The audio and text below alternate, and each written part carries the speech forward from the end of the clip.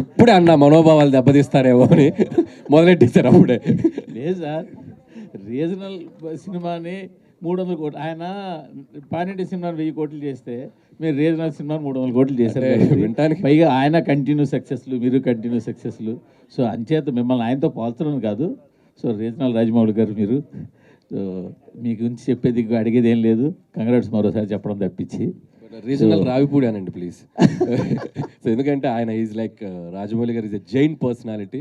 So నాకు ఆయనతో అస్సలు ప్లీజ్, అంటే ఆయన వెనక ఎక్కడో పక్కన అంటే okay, but I'm happy with this.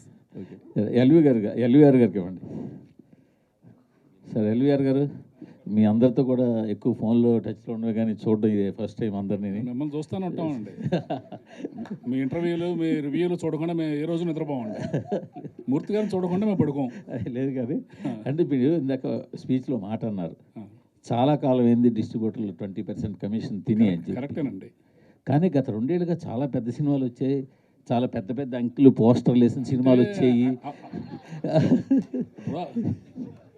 కూర్చో సరే, పోస్టర్లు వేస్తున్నారు, దాని మీద కాదు మాట్లాడలేకపోతున్నాం. మీరు పంపిణీ చేశారా, వేరే వాళ్ళు పంపిణీ చేశారా అని పక్కన పెడితే గత 2 ఏళ్ళుగా పెద్ద పెద్ద పోస్టర్లు వేసిన సినిమాలు వచ్చాయి.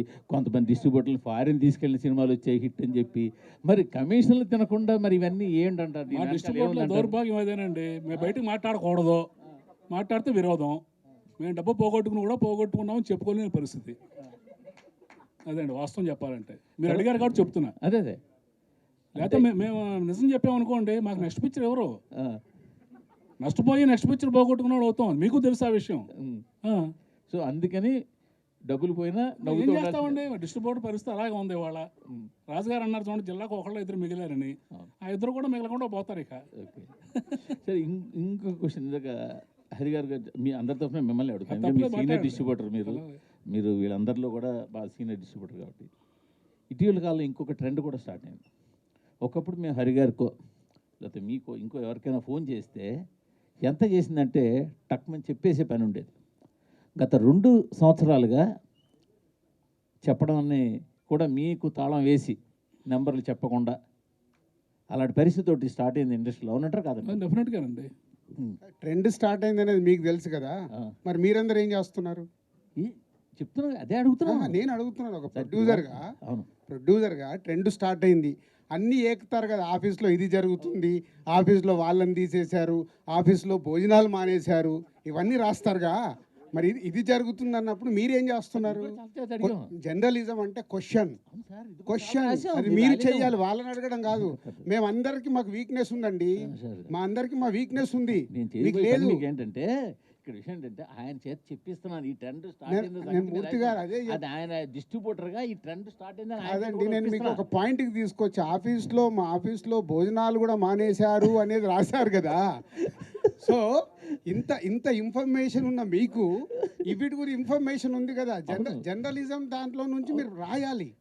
మార్పు మీ దగ్గర రావాలి. ఏమండి, మార్పు మీ దగ్గర నుంచి వచ్చినప్పుడే. స్వామి ఒకసారి ఆయనకి ఇవ్వండి,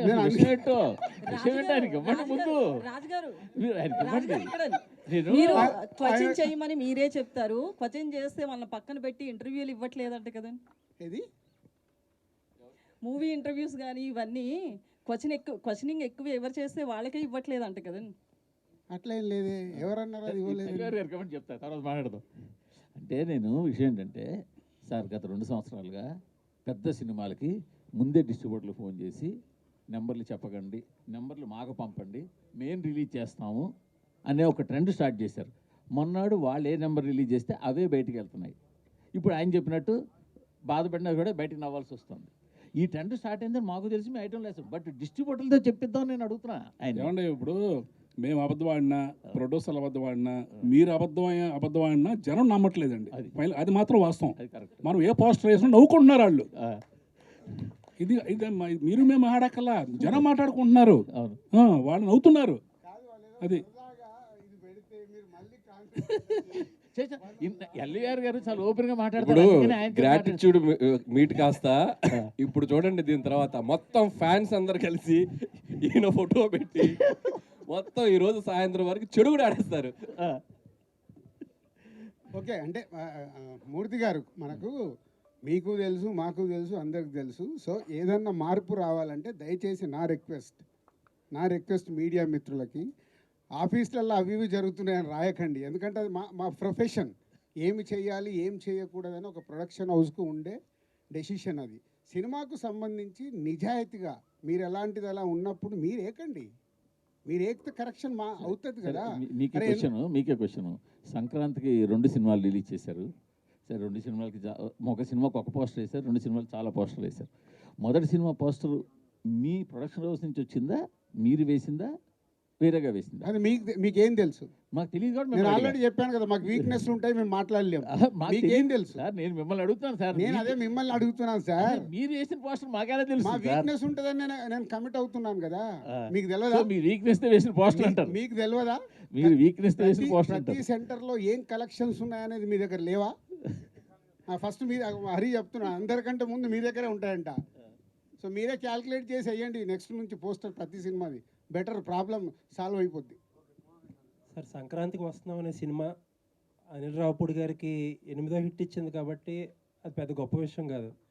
వెంకటేష్ గారిని సీనియర్ హీరోస్లో ఇప్పుడు టాప్లో నిలబెట్టింది, అది పెద్ద గొప్ప విషయం కాదు. ఏంటి గొప్ప విషయం అంటే దిల్ రాజు గారిని నిలబెట్టింది ఆ సినిమా. చాలామంది ఇందాక మన శిరీష్ గారు అన్నట్టు ఏంటంటే చాలామంది దిల్ రాజు గారు పడిపోతారేమో ఈ సినిమాతో అని అనుకున్నారు. బట్ ఏంటంటే సంక్రాంతికి వస్తున్నాం అనే సినిమా ఆయన నిలబడడానికి స్ట్రెంత్ ఇచ్చింది. మళ్ళీ ఇంకా సినిమాలు తీయడానికి, ఇంకో 10 సంవత్సరాల సినిమాలు తీయడానికి అనేది కాన్ఫిడెన్స్ ఇచ్చింది. చాలామంది ఏంటంటే ఈ ప్రొడక్షన్ హౌస్లు బాగా ఎక్కువ సినిమాలు తీసే ప్రొడక్షన్ హౌస్లు అంతకంతకే తగ్గిపోతున్నాయి. దిల్ రాజు గారు అలాంటి దిల్ రాజు గారు నిలబడ్డారంటే కంటిన్యూస్గా సినిమాలు తీస్తారు, ఇండస్ట్రీ అలా రన్ అవుతూ ఉంటుంది. అందుకు సంక్రాంతికి వస్తున్నాం అనే సినిమా గొప్ప సినిమా. థ్యాంక్ యూ అండి, థ్యాంక్ యూ. అది నిజమండి. అంటే ప్రతి సినిమా ద్వారా ఒక మినిమం 500 మంది ఎవ్రీ డే బ్రతుకుతారు. సో మేము ఎన్ని ఎక్కువ ప్రొడక్షన్ చేయగలిగితే అంతమందికి భోజనం దొరుకుతుంది. ఈ లాజిక్ చాలామంది మర్చిపోతారు. సో ఇవాళ మనకు 150 సినిమాలు తెలుగు ఫిలిం ఇండస్ట్రీలో మన ఇన్కమ్ ట్యాక్స్లతో జరిగిన కాన్వర్సేషన్ చెప్తాను.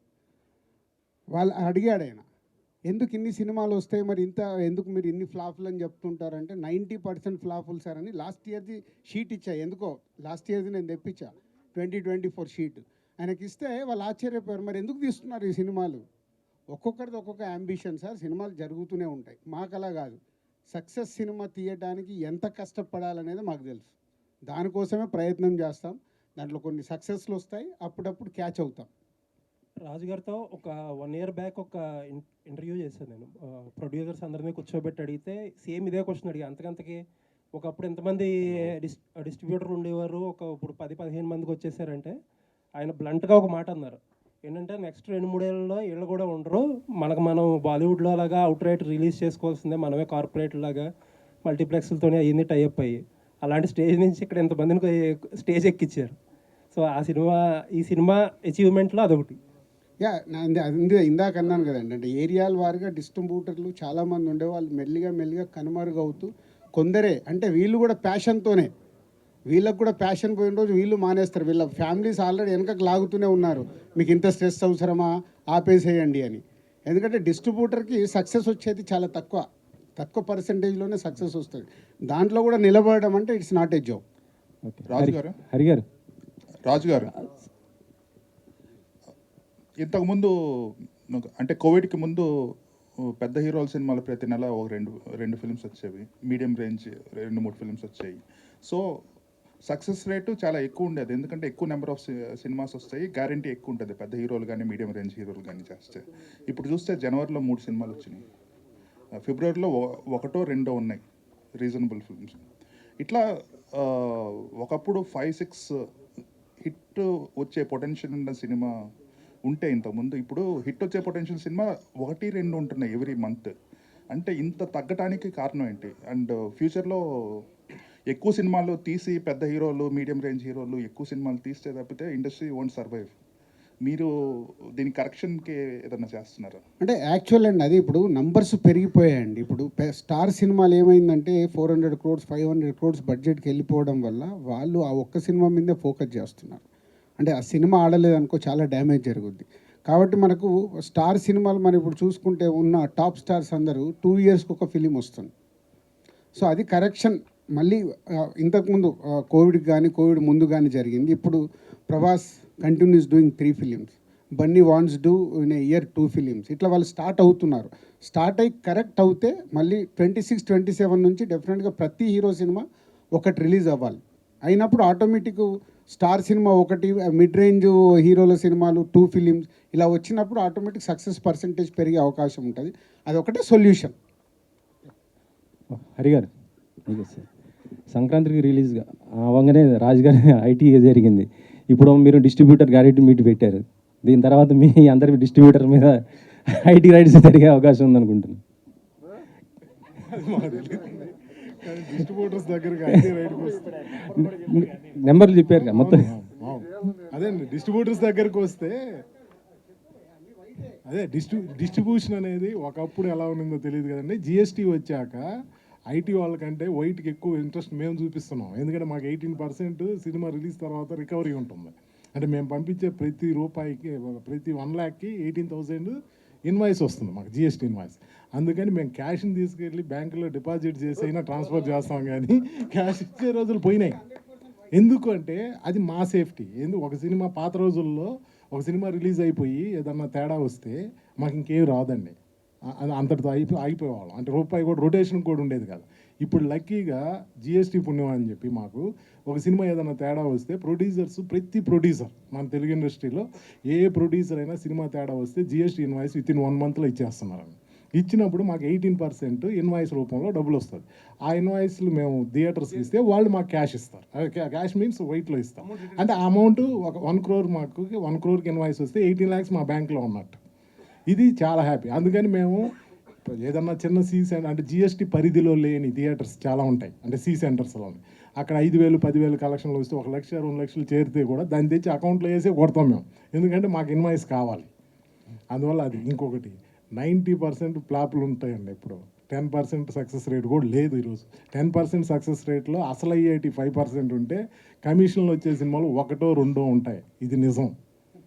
టోటల్గా 1 yearలో సినిమాలు చేస్తే మ్యాక్సిమం 10 moviesకే 20% కమిషన్ వస్తాయి. ఒక 5 movies బ్రేక్ ఏమైనా అవుతాయి, ఒక 5 movies ఏదైనా 5%, 10% ఉంటాయి. ప్లస్ ఇప్పుడు చాలా సినిమాలు రిలీజులకే వచ్చేసాయి. మేము కూడా చాలా వరకు డిస్ట్రిబ్యూషన్ జస్ట్ కమిషన్కే చేస్తున్నాం. పర్చేజింగ్లు కూడా తగ్గిపోయాయి. మాకున్న కొన్ని రెగ్యులర్ బ్యానర్స్లో తప్పితే ఇంకా. అందువల్ల ఎవరు వచ్చినా దాని గురించి ఎవరికి టెన్షన్ లేదండి. డిస్ట్రిబ్యూటర్స్ పరిస్థితి అందరికీ తెలుసు, మీకు తెలుసు, అందరికీ తెలుసు. ఓకే అనిల్ గారు, ఈ సినిమా తర్వాత మళ్ళీ ప్రేమ కథలు మొత్తం మారిపోయే అవకాశం ఉంది. కొత్తగా డైరెక్టర్స్ ఎవరైనా సరే సినిమా చేయాలంటే మారిపోతారు. వెంకటేశ్వర గారి క్యారెక్టర్ లవ్ ఒకవేళ ఫెయిల్ అయితే వెంటనే మరో లవ్లో పడిపోయి పెళ్లి చేసుకో ఇలా మార్చేశారు. సో దీనిపైన మంచిదే కదండి. పిచ్చోళ్ళే రోడ్లకి తిరగడం కంటే లవ్లో ఫెయిల్ అయ్యి హ్యాపీగా ఎవరైనా మంచి అమ్మాయిని చూసుకొని పెళ్లి చేసుకొని అదొక మెమరీ లాగా ఉంటే బెటర్ కదా. సో అంతే, ఎనీథింగ్ లైఫ్లో ఒక ఫేజ్ అనుకొని పాసింగ్ క్లౌడ్ లాగా మళ్ళీ ఇంకొక లైఫ్ స్టార్ట్ చేయాలి. లవ్లో ఈరోజు fail, girl friend boy friend no చెప్తే నెక్స్ట్ డే ఇన్స్టాగ్రామ్లో వెతుకులాట మొదలు పెడుతున్నారు. ఇప్పుడు అవి లేవు నెక్స్ట్ డేనే. సార్ రాజు గారు అంటే ప్రొడ్యూసర్స్ మధ్య ఉన్న అనారోగ్యకరమైన పోటీ వల్ల ఇండస్ట్రీకి చాలా ప్రాబ్లం ఎదురవుతుంది అనేది బయట ఒక టాక్ అండి. అంటే బ్యానర్స్ మధ్య ఆధిపత్య పోరు కానీ, ఇప్పుడు డిస్ట్రిబ్యూషన్ పరంగా కూడా లాస్ట్ టైం చూసాం ఆధిపత్య పోరు. దీనివల్ల ఇప్పుడు పాపం ఎవరైనా ప్యాషన్తో వద్దాం అనుకున్న ప్రొడ్యూసర్స్ కానీ వీళ్ళకి చాలా ఇబ్బందులు అనేవి ఎదురవుతున్నాయి సార్. అంటే బడ్జెట్స్ పెరిగిపోవడము, లార్జర్ దెన్ బడ్జెట్లు అనేవి లార్జర్ దెన్ లైఫ్లో వెళ్ళిపోవడం, అంటే సినిమా రేంజ్ అనేది పెరగడం వల్ల ప్యాషన్తో కాన్సెప్ట్ బేస్డ్ సినిమాలు చేద్దాం అనుకున్న ప్రొడ్యూసర్స్ కొత్తగా రాలేని పరిస్థితి ఎదురవుతుంది సార్. అంటే దీన్ని ఫ్యూచర్లో బేసిక్గా ఫస్ట్ కరెక్షన్, ఆధిపత్య పోరు అనేది ఇక్కడ ఏమి ఉండదు. సో ఎవరి సినిమా వాళ్ళది, సక్సెస్ అవుతేనే కింగ్. దిల్ రాజు అయినా ఇంకోరైనా సక్సెస్ కానప్పుడు ఏముంటుంది, 3 రోజులు కూడా ఆ సినిమా గురించి మాట్లాడారు, మండే రోజుకి మర్చిపోతారు. సో సక్సెస్ఫుల్ తీయటానికి వర్క్ చేయాలి. కానీ ఆధిపత్య పోరు అనేది మన తెలుగు ఫిలిం ఇండస్ట్రీలో లేదు. నో సార్, అంటే ఇన్ ద సెన్స్ ఏంటంటే ఇప్పుడు మీరు ఒక హీరోతో, ఒక మిడ్ రేంజ్ హీరోతో మీరు తక్కువ రెమ్యునేషన్ ఇచ్చి మీ సినిమాకి పెట్టుకుంటారు సార్. యాక్చువల్గా మీరు కంఫర్టబుల్గా సినిమా చేస్తారు. బట్ మీ కాంపిటీషన్ లేకపోతే ఇంకో బ్యానర్ ఉంటుంది, వాళ్ళు మీరు ఒక 40 కోట్లలో చేసిన సినిమాను ఇప్పుడు వాళ్ళు 70-80 కోట్లలో ఆ హీరోతో సినిమా చేస్తున్నారు. దాని రిజల్ట్ అనేది ఎంత వస్తుందో తెలియదు సార్. బట్ ఆ హీరో నెక్స్ట్ మీ బ్యానర్లో చేస్తున్నప్పుడు మీరు 40లో చేసిన హీరో నెక్స్ట్ ఇమీడియట్గా అతను కూడా మళ్ళీ 70-80 కోట్లు అడిగినప్పుడు దాని ఇంపాక్ట్ అనేది మీ బ్యానర్ మీద పడుతుంది కదా, నేను అడుగుతుంది ఆ సెన్స్. కాకుండా నేను ఎందుకు తీస్తాం? వర్కౌట్ అవుతుంది. ఎవరైనా ఇప్పుడు నువ్వు జీలో పని చేస్తున్నావు, నీకు ఇంకో కంపెనీలో శాలరీ ఇస్తాను, నువ్వు మార్చుకొని వెళ్ళవా? అంటే ఆలోచిస్తాను కదా సార్, అంటే దాని బ్యాక్గ్రౌండ్ అదంతా. ఎస్, 2 లక్షలు ఇస్తామంటే వెళ్ళిపోతావుగా. ఎందుకంటే నీ దగ్గర కెపాసిటీ ఉంది, జర్నలిస్ట్గా నువ్వు పని చేస్తావంటే పక్క ఛానల్ నీకు ఆఫర్ ఇస్తారు. ఇక్కడ కూడా అంతే, వాల్యూ. ఆ హీరోతో సినిమా తీసే ఆ హీరోతో సినిమా తీస్తే ఈ బడ్జెట్లో వర్కౌట్ అవుతుంది అనుకున్నప్పుడు తీస్తారు. ఎవరిని మనం ఆపలేము. అందుకే ఇక్కడ ఆధిపత్య పోరు ఉండదు అని చెప్పింది నేను. కరెక్ట్ చేశాను సార్. ఇంకో సాయి గారు, సో అనిల్ రావిపూడి సాయి గారు, సో కంటిన్యూగా హిట్లు ఫ్లాప్ లేని డైరెక్టర్, బట్ అయినా కూడా ట్రోల్స్ జరుగుతున్నాయి అంటే ఎవరైనా కావాలని చేస్తున్నారు అనుకుంటున్నారా? మీరేం నోటీస్ చేశారు ట్రోల్స్ అన్ని చూసాక? పనులున్న చెట్టుకు రాళ్ళు పడతాయి, అంతే సింపుల్. మీరు చెప్పండి. ఫేమస్ లేకుండా ఎవరు పట్టించుకోరమ్మా, ఫేమస్ ఉన్నారు కాబట్టి పట్టించుకుంటారు. ఫేమస్ అయ్యాడు ఏం చేస్తాడు పాపం. సో అనిల్ గారు, సో నేను ముందే చెప్తున్నాను, ఇది కాంట్రవర్సీ క్వశ్చనే, మా జర్నలిస్టులకు సంబంధించింది. అయితే ఒక మూవీ ప్రమోషన్స్లో మీడియా పాత్ర కూడా ఉంటుంది, కానీ ఆ మీడియాలో 4-5 తలకాయలనే మీరు ఎందుకు చూస్తున్నారు, మిగతా వాళ్ళని ఎవరు పట్టించుకోవట్లేదు అనేది కొంతమంది ఆరోపణ. ఇప్పుడు మీరు స్టేజ్ మీద మాట్లాడుతూ కూడా 4-5 చెప్పారు. సో ప్రమోషన్స్లో 4-5 చాలా మీకు కరెక్ట్ ప్రశ్న మామూలుగా సాధించలేదు. నేను దీని తరపున మీకు చెప్పాల్సింది ఏంటంటే, నాకు 4-5 వారంలో అప్పుడప్పుడు నాతో ఫోన్లు చేసి పర్సనల్ మీరు శాటిలైట్ ఛానల్స్ వదిలేస్తున్నారు, పెద్ద పెద్ద పేపర్స్ వదిలేస్తున్నారు. చెప్పాను, మీడియా అంటే అన్ని కదా, కానీ నేమ్స్ చెప్పారు కదండి. నేమ్స్ అంటే నాకు ప్రతి ఒక్కరి పేర్లు ఎక్కడ చెప్పమంటారు? ఇప్పుడు ఈనాడులో పనిచేసి 4 చెప్పకూడదు ఏమండి, వాళ్ళు నాతో రోజు టచ్ లో ఉంటారు. అప్పుడప్పుడు మీరు తిన్నారా, మీరు బాగున్నారా, మీరు ఎప్పుడన్నా బాధపడుతుంటే ఎప్పుడన్నా నాకు ఫోన్ చేసి పలకరించారా, నాకు మొన్న జ్వరం వచ్చింది, నాకు మొన్న చెప్పేది వినండి, మొన్న నాకు ఆ మధ్య ఫీవర్ వస్తే పూర్తి గారు బాగున్నారండి, హెల్త్ అలా ఉందని అడిగారు. మీరు అడిగారు, ఫేస్ టు ఫేస్ అడిగారండి. ఏమయ్యా ఆధిపత్య పోరు ఇక్కడ కూడా ఉంది. అసలు ఆధిపత్య పోరు ఇక్కడ ఉంది రమేష్ గారు, ఇక్కడ కాదు. టు బీ హానెస్ట్, అందరు నేను అందుకే పేర్లో నాకు కొన్ని స్ట్రైక్ అవుతాయి. కొంచెం మీ పేరు లక్ష్మి నాకు గుర్తుంది, ఇందాక ఫ్లోలో మిస్ అయ్యాను. లక్ష్మి గారు చాలా థ్యాంక్ యూ, చాలా థ్యాంక్ యూ. రాజు గారు మీరు గతంలో ఒక సినిమా స్టార్ట్ చేశారు వి వినాయక్ గారు హీరోగా, అది ఎందుకో కారణాల వల్ల అవ్వలేదు. కానీ మా కోరిక ఏంటంటే అనిల్ గారు హీరోగా ఒక సినిమా చేస్తే బాగుంటుంది. డెఫినెట్గా అనిల్ యాక్టర్ అవుతాడు. ఎలాంటి యాక్టర్ అవుతాడో తెలియదు, కానీ ఫస్ట్ లాంచ్ చేసేది ఎస్విసిలోనే. అది అగ్రిమెంట్ ఉంది, అది ఆయన యాక్టింగ్ చేస్తే ఎస్విసిలోనే. రాజుగారు, సినిమా నిర్మాతలు ఓన్లీ నిర్మాణ బాధ్యతలు మొత్తం ఫండింగ్ అంతా తను భారం మోయకుండా డైరెక్టర్ని అలాగే మెయిన్ లీడ్ ఎవరైతే ఉన్నారో ఎక్కువ రెమ్యునరేషన్ తీసుకునే వాళ్ళను కూడా ప్రొడ్యూసర్స్గా వాళ్ళను కూడా భాగస్వాములను చేస్తే నిర్మాతలకి భారం తగ్గుద్ది. నిర్మాతలు రెడీగా ఉంటారండి, అలా చేసుకుంటే నిర్మాతకు గోల్డెన్ ఆపర్చునిటీ అది. బట్ అది అంటే సిస్టమ్ అందరది సెట్ అయినప్పుడే చేయగలుగుతారు. బట్ అది ఇప్పుడు బాలీవుడ్లో ఉంది, స్టార్ట్ చేయకూడదు. మెల్లిగా ఇక్కడ స్టార్ట్ అయింది. ఇప్పుడు మొన్న నాకు తెలిసి పుష్ప 2 అలాగే చేశారనుకుంటాను. సో మెల్లిగా స్టార్ట్ అవుతుంది. అది అయినప్పుడు డెఫినెట్గా ప్రొడక్షన్ హౌస్కి అడ్వాంటేజ్, అది బరువు తగ్గుతుంది. సో అవ్వాలని కోరుకుంటున్నాను నేను కూడా. అలాగే నిర్మాణ బాధ్యతల్లో అలాగే స్క్రిప్ట్లో కానీ అన్నిట్లో కూడా ఒక నిర్మాతగా మీరు ఇన్వాల్వ్ అవుతుంటారు. అలాగే నిర్మాతలు హీరోలు ఇన్వాల్వ్ అయిన సినిమాలు చాలా వరకు కూడా దెబ్బతిన్న సంఘటనలు కూడా మనం చూసాం. ఏది కరెక్ట్ అంటారు? నన్ను కూడా చాలామంది తిట్టుకుంటారు అనుకుంటావు అని, రాజుగారు అన్నిట్లలో గెలుపుతారు ఇరుకుతారు అని. సో సినిమా అనేది విజన్, జడ్జిమెంట్, అది వేవ్ లెంత్లో ఉన్నప్పుడు. ఇందాక నేను అనిల్ గురించి చెప్పాను, 6 సినిమాలు తీసాం. మా మధ్యలో నాకు తెలిసి ఈ రోజు వరకు ఎప్పుడు ఆర్గ్యుమెంట్ అనేది కూడా జరగల. క్రియేటివ్ డిఫరెన్స్ లేదు, ఫైనాన్షియల్ డిఫరెన్స్ అసలు లేదనుకోండి. సో అది ఉన్నప్పుడు ఏమవుతుందంటే ఆ వేవ్ లెంత్ కరెక్ట్గా ఉండి ఇద్దరు ఒకటేలాగా ఆలోచించినప్పుడు రిజల్ట్ వస్తుంది. లేకుంటే ఏమవుతుందంటే రిజల్ట్ రాలేదనుకో, ఒకరి మీద ఒకరు వేసేసుకుంటారు. నేను ఇది చెప్పాను చేయలేదు, నేను ఇలా చేయమన్నాను చేయలేదు, అలా బ్లేమింగ్స్కి వెళ్తాయి. సో అందుకే చాలామంది క్వైట్గానే ఉంటారు.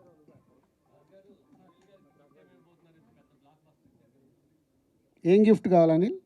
మీ పేరేంటి? Radha, I love you sir. So కాదు, ఇప్పుడు అనిల్కు మాకు ఉన్న అనుబంధం గిఫ్ట్లతో దూరం కాదు. ఆయన స్టేజ్ మీద చెప్తున్నా, ఆయన ఏది అడిగినా సార్ నాకు ఇది కావాలంటే ఆయన ఇంటి దగ్గర ఉంటుంది. కొందరేమో గిఫ్ట్లు ఇచ్చేసి ప్రమోషన్ చేసుకుంటారు, మాకు ఆ ప్రమోషన్ అక్కర్లేదు, మాకు ఇంటర్నల్గా అయినా ఏది అడిగినా అయిపోద్ది. కార్ ఏముంది అదే అంటున్నా. ఇచ్చారు, అది లాస్ట్ సినిమా కార్ ఇచ్చారు, ఏదైనా వేరేది అడుగు.